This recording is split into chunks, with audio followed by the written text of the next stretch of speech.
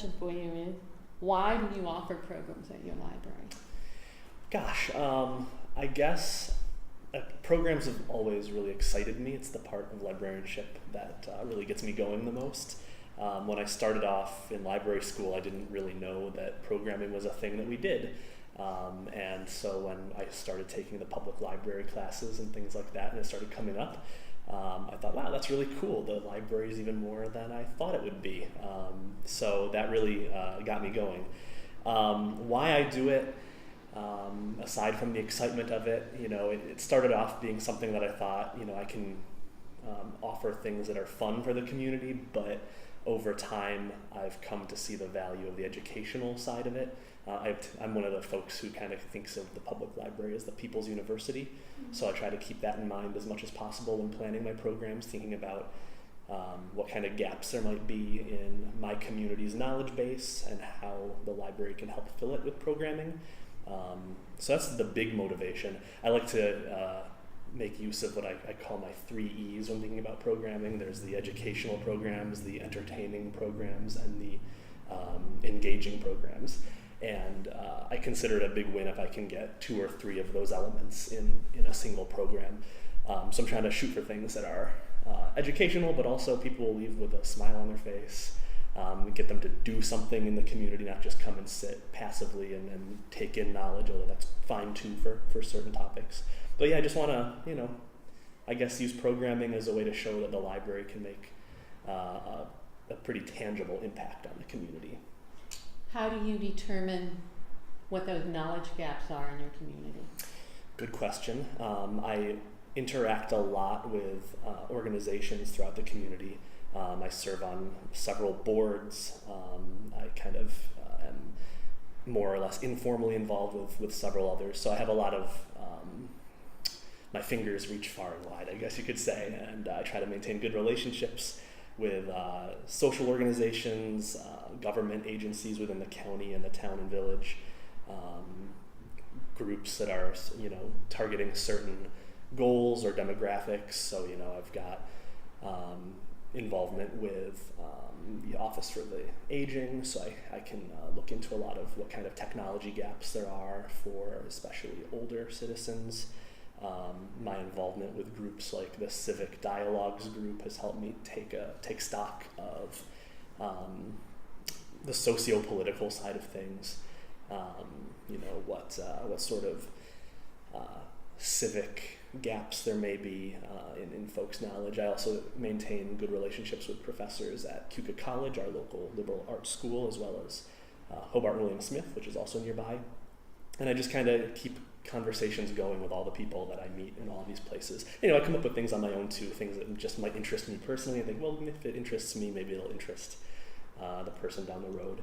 But I do try to make it something that I think will be worthwhile for as many people in the community as possible. So you've sort of already answered part of my second question for you, or my next question for you, I guess is more correct, which is either where do you get your ideas or how do you get your ideas? So you've already told us the community is a big impetuous. Other places? I do a lot of looking through what other libraries are doing near and far within our system. I look at the Facebook profiles of some of our neighbor libraries and see a lot of great stuff come out of there. I follow Programming Librarian. The ALA is sort of one-stop shop for all things programming, which you can visit their website or sign up for their emails. I get a lot of great ideas from them. The various magazines and things. I pull from maybe non-librarian sources. I'm big into sort of geek culture, so I pull things from things like Comic-Cons and just sort of, general, comic book and fantasy literature type gatherings. That's for more of the entertainment side of things, but there's some educational benefits to those too. And I'm really grateful that librarians tend to be the types of folks who don't mind cribbing from one another. I'm very grateful for that. And one of my best received programs has been a Potluck Club, which I got from a STLS continuing education program a few years ago. There was a speaker on programming, and that was one of the programs she mentioned that really clicked here in Penn Yan. So I try to look all So everybody around. brings a dish at the potluck. Yes. And then do you have an assigned topic, or do you talk about a book? Yeah, so I pick up a cookbook ahead of time and have it So placed you at the specifically circulation are. desk. Yes, and so sometimes it's been cookbooks that are drawn from the Mystery Writers of America cookbooks. There's that kind of other library attachment there with literature, but other times it's just a particular cuisine, maybe something I feel like challenging folks with. I picked a world cuisine cookbook once just to see who would be adventurous and try Japanese cooking. And people really enjoy that aspect. Their commentary is usually along the lines of, this is not something I would ever have chosen myself to cook, but because I kind of was forced to, it was a good experience, I enjoyed it, might try more in the future. It's So, very fun. yeah. Very fun. So all of those programs, the one thing you have to do is get the word out, or no one knows. Yes. So what do you find is the best way to advertise or market your programs? So I've tried to keep a close eye on this because you're absolutely right. If nobody knew about our programs, they would not be very successful. And we don't want to just be serving the people who are in the library every day anyway. Ideally, you want to get people who aren't regular library users in, and that can be their gateway. So I give at the end of most of my programs, I provide a sheet for people to tell me what they thought about it and where they heard about it and all that kind of thing. And what I've found, the choice that gets consistently the best answer is just the local newspaper. That's the number one outlet for people around here. So the Penn Yan paper, the weekly, or the Geneva paper, which is a daily? The Penn Yan weekly, Okay. yes. The Chronicle Express seems to be what most people around here are turning to on a regular basis. I get a smattering of responses for some of the other efforts that I take.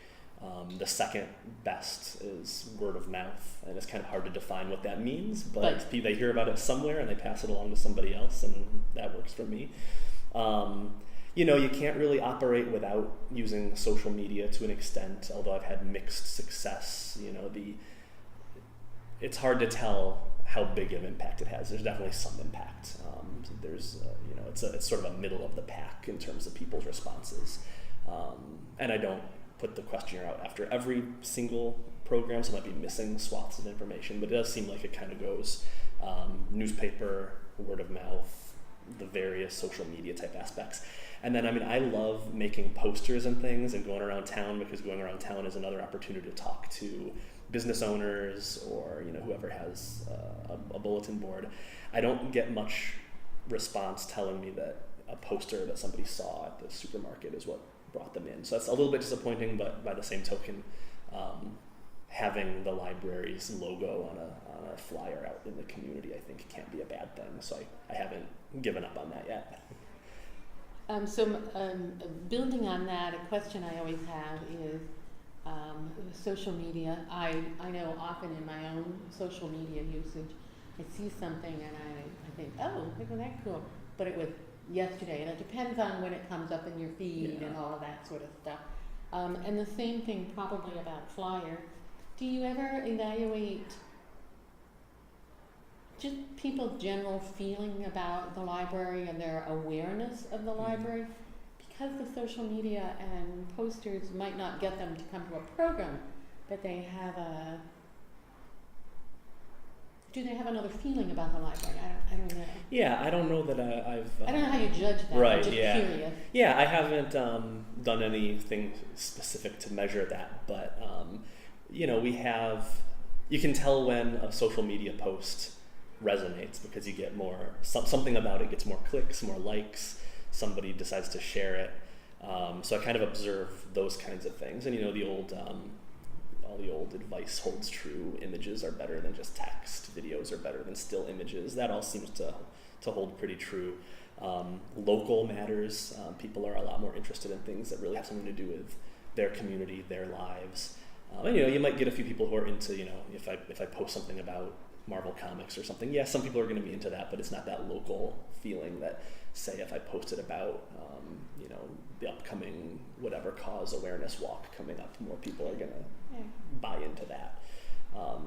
but it is hard. It's hard to figure out what somebody is going to latch onto, and Facebook doesn't make it any easier because you don't know who's even going to see it sometimes. So, or if everybody's just on vacation that week exactly, or something, yeah. and then it's not in their feed. I do try to control that element of, oh gosh, I just missed a program by making use of Facebook's ability to let you schedule the publication of an event. I find I didn't use that very much until recently, and I think I'm finding that it's helping to do that. So I don't put everything out there at once at the beginning of the month. I kind of think, okay, this probably needs about a week's lead time, and if somebody sees it within a few days of the program, they're going to be more likely to have it stick in their brain, whereas something over here might require registration, so let me get that out sooner and then remember to return to it. And I always invite everyone from my friends list that has any connection to Penn Yan or the larger area to an event, because at least that's a guaranteed look, if nothing else.